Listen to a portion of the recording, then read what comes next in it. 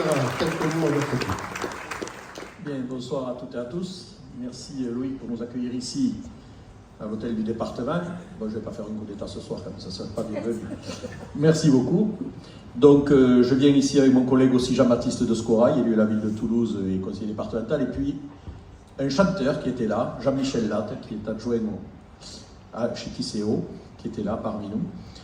Excusez Jean-Luc Moudin, qui m'a demandé de le représenter en tant qu'élu au bien manger, au bien boire à la ville de Toulouse, le seul élu qui ait cette dénomination en France.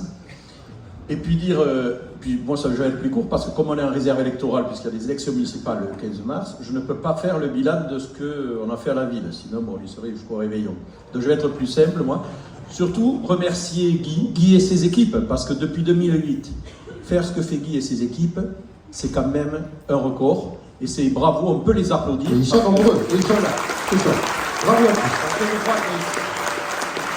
qu'on serait nous, collectivité, les autres incapables d'organiser ou alors à des coûts exorbitants, donc on se doit, nous, de les accompagner au mieux, d'être facilitateurs en tant que ville ou département, puisque le département aussi les accompagne.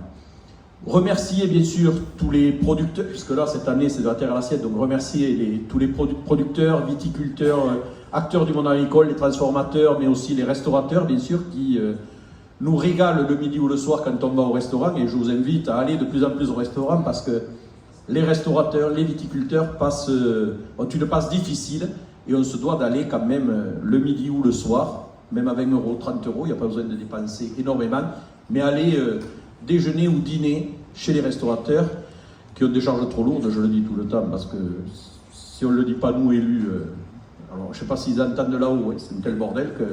Mais au moins nous, élus locaux, on se doit, par la restauration collective ou d'autres actions, faire en sorte qu'ils arrivent à bien travailler et à mettre en avant tous ces bons produits qu'on a la chance d'avoir dans cette région, puisqu'on est quand même, on peut se dire, capitale de la gastronomie. Lyon, c'était dans le temps.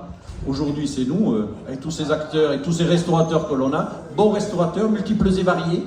Ça va du vegan au viandard, comme ça chacun peut s'y retrouver. On n'est pas sur les critères bien établis. Mais par contre, ce que je voudrais faire passer comme message, c'est gardons notre tradition, notre patrimoine gastronomique. Beaucoup veulent l'aseptiser notre société, que ce soit dans la bouffe ou dans le boire, dans le bien boire. Une publicité nous dit que chaque publicité, il faut consommer 5 fruits et légumes par jour. Mais le raisin, c'est un fruit, donc un verre ou 2 verres par jour, c'est bon aussi. Ah, ça marche aussi alors.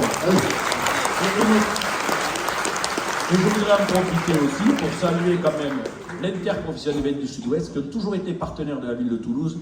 Et c'est un travail que l'on fait ensemble. Je salue Paul Fabre ici, le représentant, parce que ce sont vraiment des acteurs importants qui façonnent nos territoires, alors eux comme les agriculteurs ou les éleveurs aussi. On a des éleveurs en Occitanie, on a la chance d'avoir des éleveurs qui font de l'herbage à transhumance, donc de la bonne viande. Quand on entend des hommes ou des femmes dire il faut arrêter la viande, diminuer tout, non, pas celle d'Occitanie. Si vous l'achetez de la viande d'Occitanie, elle est excellente, un bilan carbone nickel. Donc là, comme tout le monde parle de bilan carbone, au moins c'est le moment de dire que ici en Occitanie, on a un bon bilan carbone sur la viande, donc ne pas s'en priver, midi, matin et soir.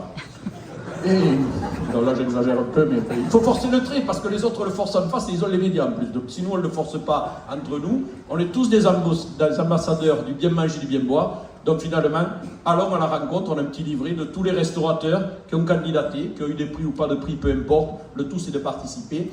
Et vraiment, bon courage à eux, soutenons notre agriculture, soutenons nos restaurateurs pour passer un bon moment autour d'une bonne table. Merci beaucoup, monsieur. Effectivement, on va garder ça en mémoire.